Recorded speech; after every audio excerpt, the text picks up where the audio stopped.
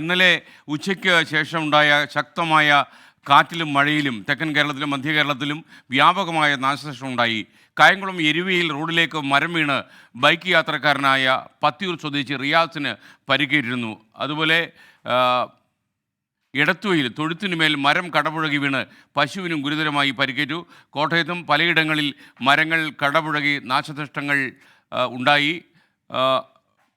അതേപോലെ മനീഷ് മഹിവാൽ ആലപ്പുഴയിൽ നിന്നും കോട്ടയത്ത് നിന്ന് ടോബി ജോൺസണും തത്സമയം ചേരുകയാണ്. ആദ്യം മനീഷിലേക്ക്. Good morning Manish Mahiwal.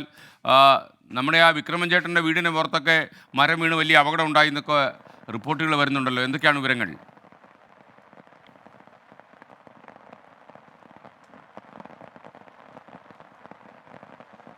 അതെ എസ് കെ, ഞാനിപ്പോഴാ വിക്രമൻ ചേട്ടൻ്റെ വീടിൻ്റെ മുൻപിലാണ് നിൽക്കുന്നത്. വിക്രമൻ ചേട്ടൻ മാത്രമല്ല, വിക്രമൻ ചേട്ടൻ്റെ വീട്ടിൽ രണ്ട് മക്കളും മരുമക്കളും ഒക്കെ താമസിച്ചിരുന്ന സ്ഥലമാണ് ഇവിടെ ഇന്നലെ ഉച്ച കഴിഞ്ഞ് ഒരു 2 മണിക്ക് ശേഷമാണ് ഈ മരം, അപ്പുറത്തെ പുരയിടത്തിലെ ഒരു മരം, ഒരു വലിയ ആഞ്ഞിലിയാണ്, അത് ഇദ്ദേഹത്തിൻ്റെ വീടിൻ്റെ മേൽക്കൂരയിലേക്ക് വന്ന് പതിച്ചത്. ആ സമയത്ത് ഇവിടെ വീട്ടിൽ എല്ലാവരും ഉണ്ടായിരുന്നു, പക്ഷേ ആർക്കും അപകടമൊന്നും ഉണ്ടായില്ല.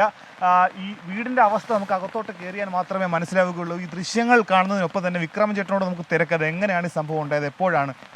ഒരു 2:30 മണിയായിട്ടുണ്ട് ആ കാറ്റും മഴയും വന്നപ്പോൾ. അപ്പം ഞാൻ ഇച്ചിരി ഭക്ഷണം കഴിച്ചും പുറത്തോട്ട് ഇറങ്ങി ഒരു വീട് വലിക്കാമെന്നും പറഞ്ഞ് ഞാൻ അതിനകത്ത് കയറിയത് ഭാഗ്യമായി, അല്ലെങ്കിൽ എൻ്റെ മേത്ത് കംപ്ലീറ്റ് ചെയ്ത് ചേട്ടൻ മാത്രമേ ഉള്ളായിരുന്നു. ഞാൻ അന്നേരം എല്ലാവരും പറഞ്ഞു വിട്ടു.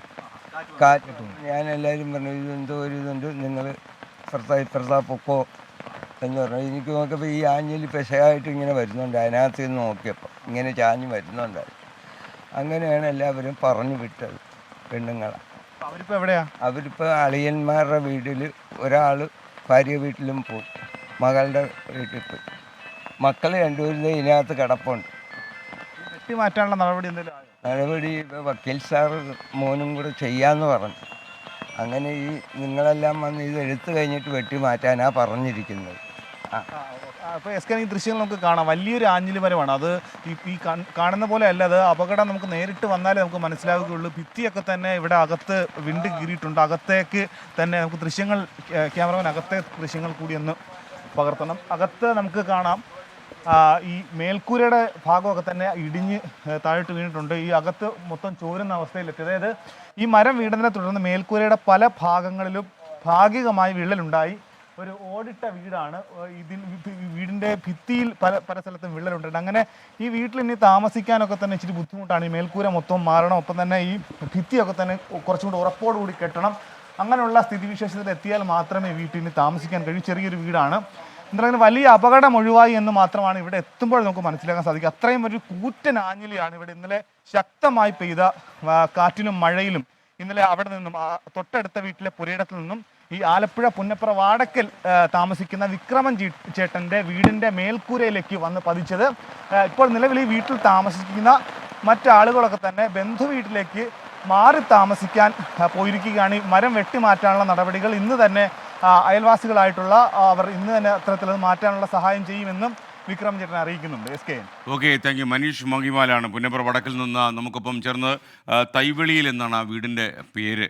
അപ്പോൾ ആ വീടിന് നല്ല നാശനഷ്ടം ഉണ്ടായി. വിക്രമൻ ചേട്ടന് യഥാർത്ഥത്തിൽ അവിടുത്തെ നാട്ടുകാരൊക്കെ സഹായിച്ച് ഈ മരമൊക്കെ വെട്ടിമാറ്റുമ്പോൾ എന്തായാലും അതുകൂടാതെ ആ വീടൊന്ന് പുതുക്കി പണിത് കൊടുക്കാനൊക്കെ നിങ്ങൾക്ക് സഹായിക്കാൻ പറ്റുമെങ്കിൽ വലിയ സന്തോഷമായി. അല്ലെങ്കിൽ ഈ മഴ ഇന്നും അദ്ദേഹത്തിന് ഓർക്കാപ്പുറത്തൊരു ദുസ്വപ്നമായി നിൽക്കും. കാര്യം ഓർക്കാപ്പുറത്താണല്ലോ ഇങ്ങനെയൊക്കെയുള്ള നാശനഷ്ടങ്ങൾ ഉണ്ടാകുന്നത്. കിടക്കാൻ ഒരിടമില്ലാതെ ആകാൻ പാടില്ല വിക്രമൻ ചേട്ടന്.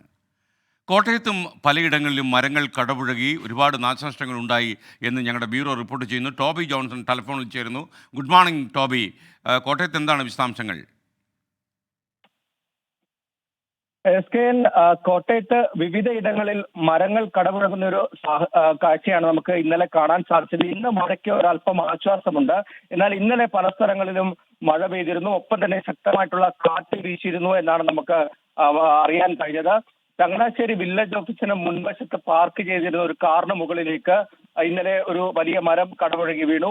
അതോടൊപ്പം തന്നെ കുറിച്ചിയിൽ ഒരാളുടെ വീടിന് മുകളിലേക്ക് തെങ്ങ് കടപുഴകി വീഴുന്ന കാഴ്ച കാണാനായി. അതോടൊപ്പം തന്നെ MC റോഡിൽ 2 ഇടത്ത്, വെമ്പള്ളിയിലും അതുപോലെ തന്നെ നാട്ടകത്തും മരം വീഴുന്ന ഒരു കാഴ്ച നമുക്ക് കാണാൻ സാധിച്ചു. ഇത് കൂടാതെ മറ്റ് അനിഷ്ട സംഭവങ്ങളൊന്നും തന്നെ നിലവിൽ റിപ്പോർട്ട് ചെയ്തിട്ടില്ല. ചില സ്ഥലങ്ങളിൽ കൃഷിനാശം ഉണ്ടായതായിട്ടുള്ള വിവരം കൂടി ലഭിക്കുന്നുണ്ട്. എന്തായാലും എല്ലാ മേഖലകളിലും ഇപ്പോൾ നിലവിൽ ജാഗ്രതാ നിർദ്ദേശം നൽകിയിട്ടുണ്ട്.